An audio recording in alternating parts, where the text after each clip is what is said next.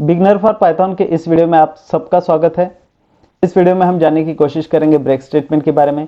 Break statement को Python में कहाँ कैसे यूज़ करते हैं, ये सारी चीज़ें समझने की कोशिश करेंगे।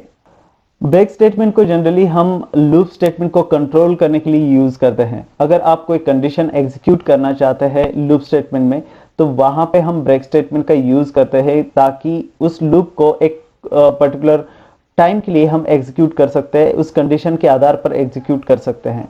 लेकिन ब्रेक स्टेटमेंट को लिखने का जो तरीका होता है वो लूप स्टेटमेंट के बॉडी स्ट्रक्चर में लिखा जाता है, लेकिन इफ कंडीशन के बाद में, यानी आप लूप स्टेटमेंट में कंडीशनल स्टेटमेंट यूज करते हैं और उसके बाद उस लूप को ब्रेक करने के लिए हम ब्रेक स्टेटमेंट का यूज करते हैं। इसका एक फ्लो चार्ट हम देख लेते हैं, इससे आपको पता चलेगा कि किस तरह से लूप को एग्जीक्यूट किया जाता है और कैसे ब्रेक किया जाता है।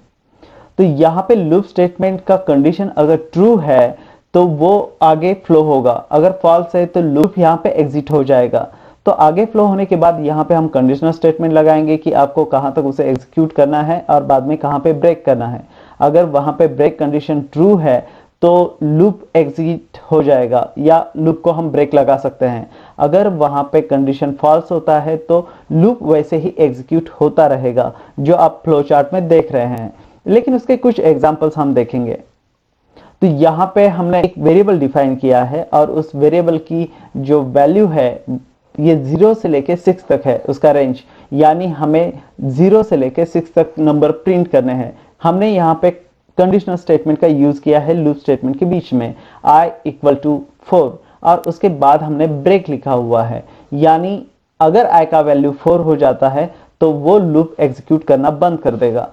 यानी यहाँ पे 0 से लेके 4 तक नंबर ही प्रिंट होंगे।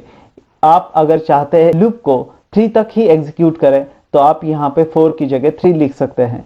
उसका और भी एग्जांपल हम देखेंगे व्हाइल लूप में किस तरह से यूज करते हैं। तो यहाँ पे हमने वेरिएबल i को डिफाइन किया है और उसमें वैल्यू जो इनिशियलाइज की है i की वो 1 है, और यहाँ पे कंडीशन में लूप तब तक एग्जीक्यूट होता रहेगा जब तक i की वैल्यू ये 6 नहीं हो जाती, तब तक।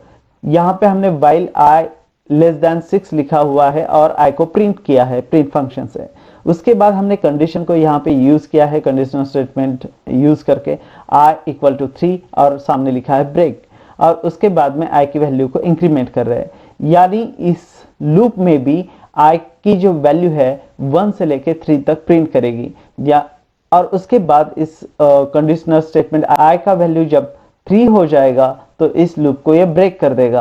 तो इसी तरह से इसे प्रैक्टिकली हम देखने की कोशिश करेंगे कि किस तरह से पाइथन में इसे यूज किया जाता है। तो प्रैक्टिकली इसे एग्जीक्यूट करके देखते हैं। यहाँ पे लिखेंगे for i in range. Range को डिफाइन जब करेंगे कि कहाँ तक आप लूप एग्जीक्यूट करना चाहते हैं, तो हमने रेंज यहाँ पे 6 दिया है। उसके बाद इंटर करेंगे तो यहाँ पे हम उसे प्रिंट करेंगे i का वैल्यू कितना एग्जीक्यूट हो रहा है। अभी यहाँ पे इसे कंपाइल करके रन करते हैं तो i का वैल्यू जो है यहाँ पे 0 से लेके 5 तक एग्जीक्यूट हो जाएगा। अगर आप इसे चाहते हैं कि ये 6 तक एग्जीक्यूट हो तो हम इसे 7 लिखेंगे तो ये 6 तक एग्जीक्यूट होगा। कंपाइल करते हैं, रन करेंगे तो ये इस तरह से एग्जीक्यूट होगा। अगर आप चाहते हैं कि 1 से 6 तक नंबर प्रिंट हो, 0 को हम प्रिंट नहीं करना चाहते, तो लूप स्टेटमेंट में हमने लास्ट टाइम देखा था कि 1,7 लिखेंगे तो ये 1 से लेके 6 तक एग्जीक्यूट हो जाएगा। इसके बाद अगर आपको ये लूप ब्रेक करना है कि i का वैल्यू जब 4 हो जाएगा तो ये लूप ब्रेक करना है, तो हमें यहाँ पे इंटर करने के बाद लिखना पड़ेगा इफ i = 4 और उसके बाद यहाँ पे कोलन ब्रेक। अब इस लूप को हम ब्रेक कर पाएंगे, लेकिन जब भी आप लिखेंगे तो यहाँ पे ये ख्याल में रखना है इफ और प्रिंट फंक्शन ये लगभग पैरेलल इस तरह से होना चाहिए। अगर आप इसमें स्पेस देंगे तो ये कोई एरर शो करा देगा, अगर आप बैक करते हैं तो ये एरर शो नहीं कराएगा। अभी हम इसे कंपाइल करेंगे, पहले तो यहाँ पे इसे क्लियर कर लेते हैं ताकि ये प्रॉपर आपको आउटपुट दिखाए। अब कंपाइल करेंगे, कंपाइल करने के बाद अगर आप देखते हैं तो 1 2 3 यानी i का वैल्यू 4 हो गया तो ये ब्रेक कर देगा, i का वैल्यू भी प्रिंट नहीं करेगा। ब्रेक अगर ये कंडीशन ट्रू हो जाती है तो लूप को एग्जिट करा देगा। तो यहाँ पे इस तरह से फॉर लूप में ब्रेक स्टेटमेंट को यूज किया जाता है। यही अब अगर व्हाइल लूप में देखना चाहते हैं तो हम पहले आई का वैल्यू इनिशियलाइज करेंगे i इक्वल टू 1, और फॉर लूप में जैसा दिया हुआ है हमने उसी तरह से हम यहाँ पे लिखेंगे व्हाइल और कंडीशन देंगे i लेस देन 6। अब यहाँ पे इक्वल टू भी लिख सकते हैं, यानी i का वैल्यू 6 हो जाएगा तब भी ये एग्जीक्यूट करेगा। जैसे ही i का वैल्यू 7 होगा तो ये एग्जीक्यूट करना बंद करेगा। यहाँ पे आपको कोलन लगाना होगा। उसके बाद सेम प्रोसेस है, कंडीशनल स्टेटमेंट जैसा हमें दिया हुआ है, लेकिन यहाँ पे अगर आप पहले प्रिंट करके देखना चाहते हैं तो हम इसे प्रिंट कर लेते हैं, प्रिंट वैल्यू ऑफ i, और इसे कंपाइल किया। लेकिन यहाँ पे आपको इंक्रीमेंट करना होगा i की वैल्यू, यानी i प्लस इक्वल टू 1। इस तरह से आप लिखेंगे और कंपाइल करेंगे तो ये एग्जीक्यूट करा देगा 1 से लेके 6 तक। उसके बाद आपको कंडीशनल स्टेटमेंट लगानी है, तो आप यहाँ पे इंटर करेंगे इफ i इक्वल टू 4 और यहाँ पे कोलन ब्रेक, इस तरह से आप लिखेंगे, यानी ये हो गया आपका ब्रेक पॉइंट। कंपाइल करेंगे, कंपाइल करने के बाद रन करते हैं तो 1 से लेके 4 तक इसने नंबर प्रिंट किए हैं। उसके बाद यहाँ पे ब्रेक स्टेटमेंट को हमने यूज किया है। इसका मतलब ये अगर i का वैल्यू 4 हो जाता है तो ब्रेक स्टेटमेंट ये ट्रू होगा और उसके बाद इस लूप को ये एग्जिट करा देगा। यानी इस तरह से हम ब्रेक स्टेटमेंट का यूज लूप स्टेटमेंट में कर सकते हैं। इसके कुछ और एग्जांपल हम समझने की कोशिश करते हैं। यहाँ पे इस एग्जांपल में हमने यस वेरिएबल को डिफाइन किया है और उसमें एक स्ट्रिंग को इनिशियलाइज किया है। तो उस स्ट्रिंग को अगर हमें सेम कैरेक्टर प्रिंट करने हैं तो हमने यहाँ पे फॉर लूप में लिखा हुआ है 1 बाय 1 कैरेक्टर प्रिंट करने के लिए। फॉर लूप में एक लेटर नाम का वेरिएबल डिक्लेयर किया है और उसकी रेंज जो हमने डिफाइन की है वो जितने, यानी स्ट्रिंग में जितने कैरेक्टर है वो उसकी रेंज हो जाएगी। तो इसके लिए हमने आगे लिखा हुआ है यस वेरिएबल को फॉर लूप में, यानी जितने सारे कैरेक्टर है वो वहां पे प्रिंट करेगा। लेकिन प्रिंट करने के बाद हमने एक कंडीशनल स्टेटमेंट लिखा हुआ है।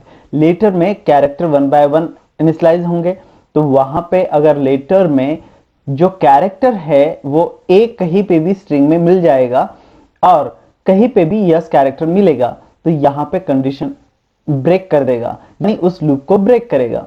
तो यहाँ पे जो स्ट्रिंग है उसमें 2 टाइम्स ए है और एक यस है।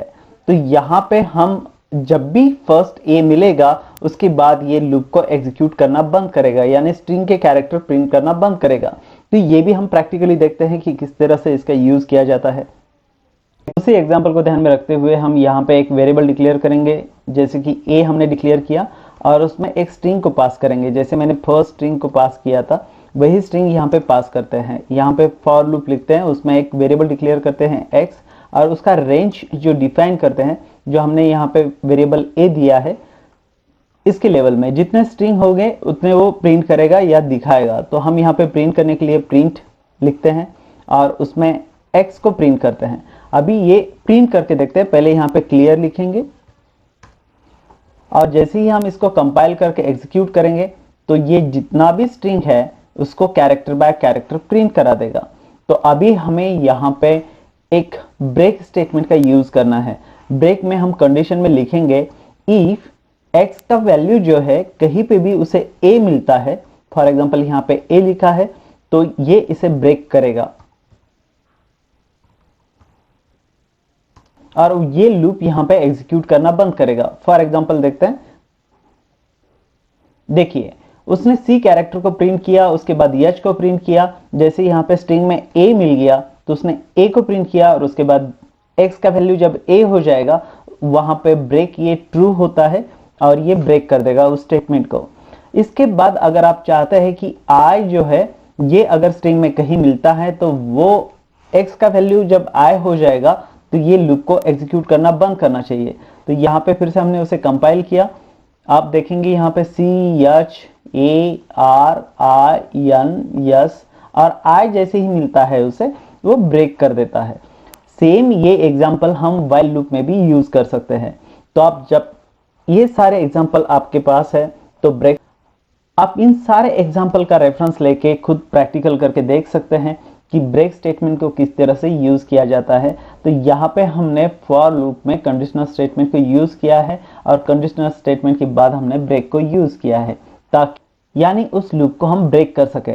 तो इस वीडियो में बस इतना ही, मिलते हैं नेक्स्ट वीडियो में, तब तक के लिए जय हिंद।